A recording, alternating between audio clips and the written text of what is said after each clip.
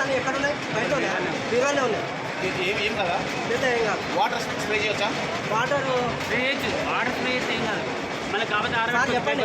లేదండి అంటే water documents కొద్దిగా ప్రాబ్లం అయితే మన ఇష్యూ కలిగింది. ఏం కాదు, మళ్ళీ ఆరిపెట్టుకోవచ్చు. కాబట్టి ఆరడి కంటే ఆరడి నయం కదా. ఇంకా మండుతుందా?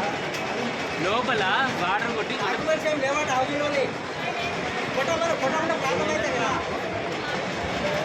ఆ క్వశ్చన్ కొట్టమని ఏమైతే లేకుండా ప్రాబ్లం అయితే కదా.